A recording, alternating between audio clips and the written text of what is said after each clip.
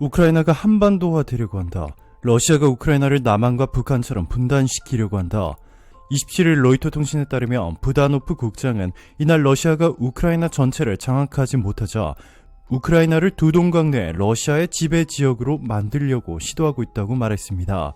앞서 우크라이나 동부 돈바스 지역에 친러시아 성향의 분리주의 세력이 세운 루안스크 인민공화국은 시일 내에 러시아 연방 가입 여부를 위한 국민투표를 실시할 계획이라고 밝혔습니다. 이에 부다노프 국장은 성명을 통해 사실 이것은 러시아가 우크라이나에서 남한과 북한을 만들기 위한 시도라며 우크라이나는 조만간 러시아 점령지에 게릴라전을 개시할 것이라고 비판했습니다. 이미 이렇게 분단된 우크라이나의 지도까지 공개됐는데요.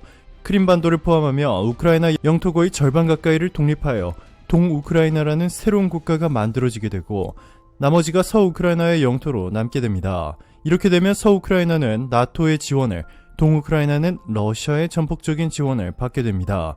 2013년 당시에 빅토르 야누코비치 우크라이나 대통령의 친러 정책에 항의하는 시민들이 유로마이단이라 불리는 반정부 시위를 통해 그해 말 친서방 과도정부 수립에 성공했고 동부 친러계 주민들은 격렬하게 반발했습니다. 그 과정에서 이듬해 3월 러시아는 크림반도를 무력 점령한 상태에서 주민투표를 얻어 이 지역을 합병시켰고 이를 계기로 우크라이나 동부 돈바스 지역, 루안스크와 도네츠크주 일부를 중심으로 친서방과 친러계 무력 갈등이 증폭돼 4월 내전으로 확대됐습니다. 같은 해 5월에는 친러 분리주의 반군이 점령한 돈바스 지역은 자체적으로 우크라이나로부터 분리 독립을 위한 주민투표를 강행해 도네츠크와 루안스크 인민공화국을 수립하기에 이르렀습니다.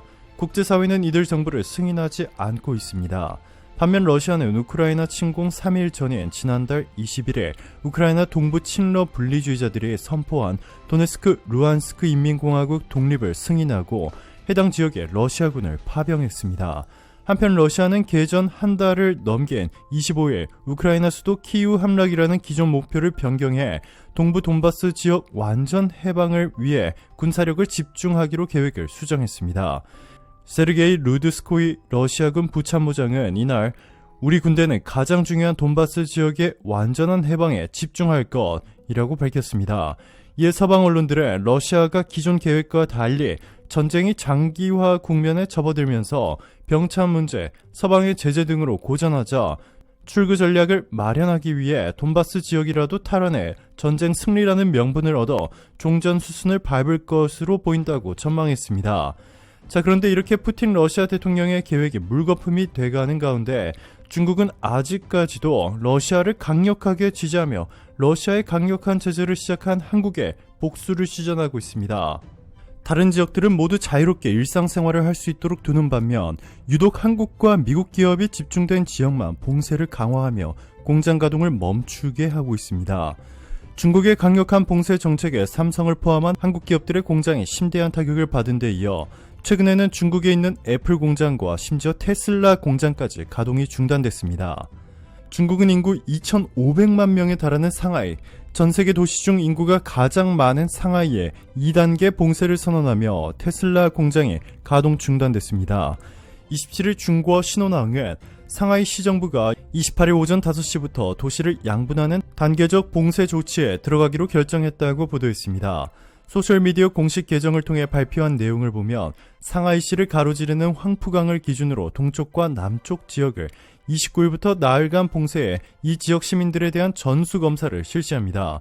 이어 4월 1일부터 황푸강 서쪽 지역을 봉쇄하고 전수검사를 합니다. 봉쇄기간 시민들은 외출이 금지되며 생필품 구입은 비접촉 배송 등으로 해결해야 합니다.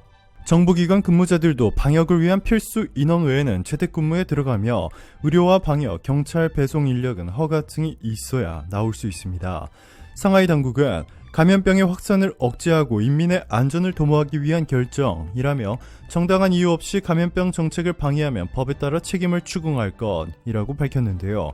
중국 전문가들은 사실상 중국이 미국과 한국에 복수를 시전하고 있는 것이라고 평가했습니다. 상하이 신규 확진자 수는 2,678명, 아무리 제로 코로나 정책을 지향하는 중국이라지만 이미 3차 부스터샷까지 마친 데다가 봉쇄로 인한 경제적 피해 규모를 고려한다면 이렇게 강력한 봉쇄 정책을 시전한다는 것은 다른 의도가 있지 않고서는 상식적으로 납득할 수 없는 수준입니다. 자, 그런데 이렇게 당하고만 있을 한국과 미국이 아닙니다. 서울경제의 단독 보도에 따르면 미국 정부가 한국, 일본, 대만 등 글로벌 반도체 시장을 호령하는 주요국의 칩4 동맹 결성을 제안했습니다. 중국이 위대한 중국의 부흥을 외치며 미국을 위협하는 가운데 칩4 동맹을 내세워 글로벌 공급망에서 중국을 배제시키겠다는 속내가 깔려 있습니다. 또 중국이 남중국해, 대만 등을 대상으로 군사적 패권 야욕을 드러내고 있는 만큼 반도체 동맹으로 맺어진 4개국을 중심으로 인도태평양 안보 전략을 한층 구체화하겠다는 의미도 내포됐습니다. 27일 산업계와 정부에 따르면 최근 조 바이든 미 정부는 우리 정부와 주요 반도체 기업이 반도체 공급망, 이른바 칩4 동맹을 제안한 것으로 알려졌습니다. 일본과 대만에도 개별적으로 이같이 요청을 한 것으로 전해졌습니다. 칩4의 칩은 반도체를 의미하며 4는 동맹국 숫자입니다. 미국 입장에서는 메모리 분야 최강자인 한국, 글로벌 파운드리 1위인 대만 TSMC, 반도체 소재, 부품 장비, 기술력의 존재감을 드러내는 일본을 아울러 중국에 대한 반도체 장벽을 구축하겠다는 것입니다. 실제로 중국의 반도체 굴기는 기존 반도체 강국에 위협적입니다. 중국은 2025년 핵심 기술과 부품을 70%까지 자급자족하겠다는 제조 2025 정책을 마련하고 개별 기업 지원과 인프라 투자에 사활을 걸고 있습니다. 미국 반도체 산업협회 SIA는 중국이 지난해에만 28건의 반도체 공장 신설 프로젝트를 발표했고 260억 달러, 약 32조 2140억 원을 투자했다고 밝혔습니다. SIA는 중국 정부의 반도체 산업 지원책이 매년 나오고 있다며 미국의 제재가 강화될수록 중국 정부의 지원이 확대되는 모습이라고 설명했습니다. 뿐만 아니라 최근 삼성은 파격적인 결정을 내렸습니다. 14일 배터리 업계에 따르며 삼성 SDI는 지난해 말 중국 우시에 위치한 배터리팩 법인을 청산했습니다. 삼성 SDI는 앞서 지난해 초에도 장춘의 배터리팩 법인의 청산을 완료했습니다. 이로써 삼성 SDI는 중국 내 배터리팩 사업에서 완전히 철수했습니다. 최윤호 삼성 SDI 대표이사는 철저한 리스크 관리를 통해 질적 성장을 이루겠다라고 천명했는데요. 중국에서 완전 철수한 뒤에 북미와 유럽 지역에 투자를 늘리는 것이 바로 질적 성장을 나타냈던 것입니다. 삼성이 스마트폰 공장에 이어 배터리 공장마저 중국에서 완전 철수시키면서 중국이 받은 타격은 상상을 초월하고 있습니다. 삼성이 중국 광둥 스마트폰 공장을 철수하면서 인근 상권이 무너지고 인력 구조 조정에 직면하는 등 지역 경제에 한파가 불어닥쳤다고 홍콩 사우스차이나 모닝포스트가 11일 보도했습니다. 홍콩 사우스차이나 모닝포스트에 따르면 삼성전자가 중국 내 마지막 스마트폰 생산 기지인 광둥성 후이저우 공장 가동을 지난 10월 중단한 이후 인근 식당이나 점포의 60%가량이 문을 닫은 것으로 추정되며 폐업 점포는 더 늘어날 것으로 보입니다. 식당, 약국, 슈퍼마켓, 편의점, PC방, 호텔 등 인권 상권은 대부분 삼성전자와 그 협력업체 직원들의 소비에 의존해왔습니다. 그리고 최근 완전 철수를 선언한 삼성 SDI의 배터리 공장도 수많은 중국인과 지역 경제를 책임졌었던 만큼 타격이 상당합니다. 하지만 우려의 목소리도 나오고 있습니다. 이종호 서울대 반도체 공동연구소장은 삼성전자, SK하이닉스 등 우리 반도체 기업들의 중국 사업 비중이 작지 않아 미국 정부의 제안이 부담스러울 수 있다며 정부와 기업이 긴밀히 협업해 대응해 나가야 할 것이라고 지적했습니다. 한국의 중국 반도체 비중은 40% 이상입니다.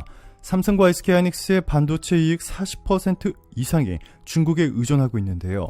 장기적으로는 중국이라는 지정학적 리스크를 떨쳐버릴 수 있지만 중단기적으로는 이 두 회사의 엄청난 타격이 될 수도 있습니다. 특히 SK하이닉스는 최악의 경우 한순간에 매출액 절반이 날아가 버릴 수 있습니다. 오늘도 감사합니다. 최고로 멋진 하루 보내시길 바랄게요.